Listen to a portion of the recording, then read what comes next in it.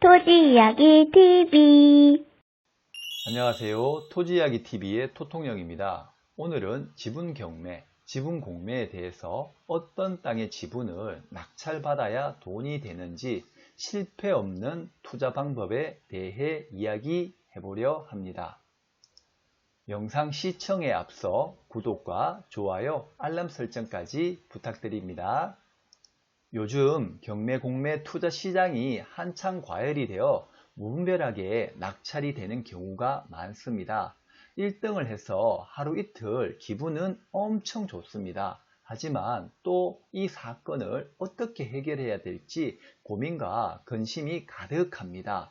첫 번째, 저렴하다고 해서 낙찰받는 사례.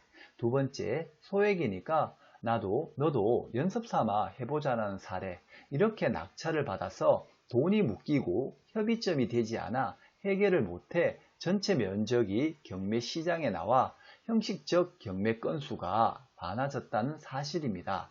그럼 어떤 지분을 취득해야지 실패를 최소화할 수 있는지 영상을 제작했으니 꼭 참고하셔서 도움이 되셨으면 합니다.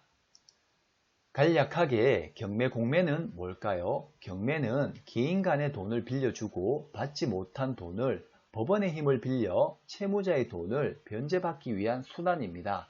공매는 개인이 아닌 나라에서 세금을 변제받기 위한 수단인 것이죠. 자, 경매 공매로 낙찰받는 사람은 나쁜 사람일까요? 경매 공매에서 1등한 사람은 돈을 빌려가서 갚지 못한 채무자의 돈을 제일 많이 갚아주는 고마운 사람이라는 마인드로 좋은 생각을 가지시면 편안하게 경매 공매를 하실 수 있을 겁니다. 그럼 공유 지분은 뭘까요?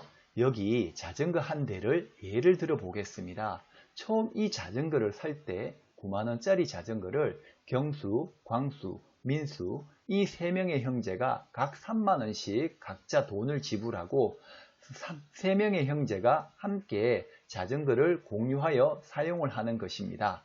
이렇게 3만원씩 지불을 했기 때문에 각자의 비율 3분의 1씩 가질 수 있는 권리입니다. 이것을 지분이라고 합니다. 그럼 이런 지분들은 왜 경매 공매 시장에 이렇게 나와 있을까요? 어느 날 막내 민수가 돈이 필요해서 은행에 돈을 빌리러 갑니다. 근데 은행은 민수와 처음 거래를 하는데 뭘 믿고 돈을 빌려주겠냐라고 말을 합니다. 은행이 민수에게 이야기를 합니다. 너 돈 빌리려면 담보 가지고 와 라고 말이죠. 그러자 민수는 여기 자전거 한 대 있어라고 하고 돈을 빌리기 위해 자전거를 담보 제공하는 것이죠. 은행은 민수에게 돈을 빌려주는 대신 자전거에다가 돈을 빌려줬다는 증표를 하게 됩니다. 이게 공적 장부상 근저당 설정이라는 것입니다. 그리고 민수는 은행에 돈을 갚아야 할 날짜가 지났음에도 돈을 못 갚아 은행은 돈을 회수하기 위해 법원의 힘을 빌려 자전거를 처분하게 됩니다. 자, 여기서 자전거의 전체가 아니라 일부를 구분 없이 처분하는 것을 지분 경매라고 하고 나라에서 하는 것을 지분 공매라고 합니다. 그럼 이 자전거가 민수의 전체 소유였다면 지분 경매, 지분 공매가 아니라 온전한 자전거 한 대의 경매 공매가 되겠죠. 자, 그럼 우리 시청자님들은 이 자전거를 낙찰을 받으실 건가요? 1번, 낙찰 받아야 된다. 2번, 받지 말아야 된다. 자, 시청자님들은 어떤 선택을 하셨습니까? 각자 혼자 외쳐보시길 바라겠습니다. 정답은 3번입니다. 돈이 되면 낙찰을 받고 돈이 안 되면 낙찰을 받지 말아야 합니다.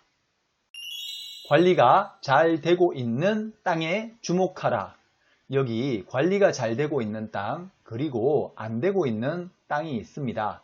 한눈에 보기에도 관리가 잘 되고 있는 경우는 공유자들이 땅을 직접 가꾸거나 아니면 주변에 임대를 주거나 한 경우입니다. 그렇기에 협상이 좀 더 쉽게 이루어질 수 있고 또 잘 관리가 된 땅은 주변 인접, 농촌 유지분들에게도 쉽게 팔 수가 있습니다. 하지만 관리가 안 된 땅은 공유자조차 관심이 없기 때문에 저렇게 놀리고 있는 상황입니다. 물론 예외로 상속받아 부모님은 돌아가시고 형제분들은 서울에서 직장 생활을 하고 있기 때문에 방치를 하는 경우도 종종 있긴 하지만 좋은 땅이라면 공유자들이 그냥 저렇게 방치하는 경우는 거의 없다고 보시면 됩니다. 그리고 여기서 주의할 점은 시세 또는 감정가보다는 무조건 낮게 받아야 한다는 게 원칙입니다. 그래야 공유자와 협상할 때 좀 더 쉽게 협의가 될 수 있습니다. 토지 가격보다 건물의 가치가 높은 땅에 주목하라.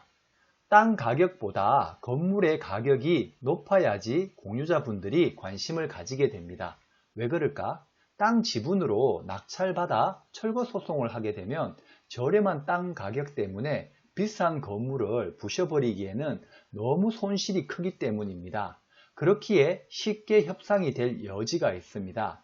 하지만 아무도 거주하지 않고 폐허가 되어가는 곳에 낙찰을 받으면 공유자분들이 안 그래도 처분 못해서 답답하던 상황에 잘 되었다며 좋아할 거예요. 그쵸 여러분?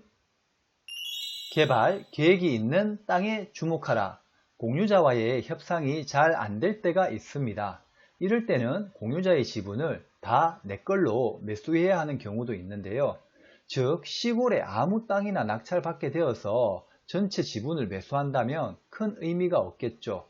하지만 국책사업, 신도시 개발 계획, 산업단지 개발, 청사 이전, 지구단위 계획구역, 도로 개통 여부 등을 확인하여 투자한다면 이 매물을 정상 매물로 팔자는 것입니다.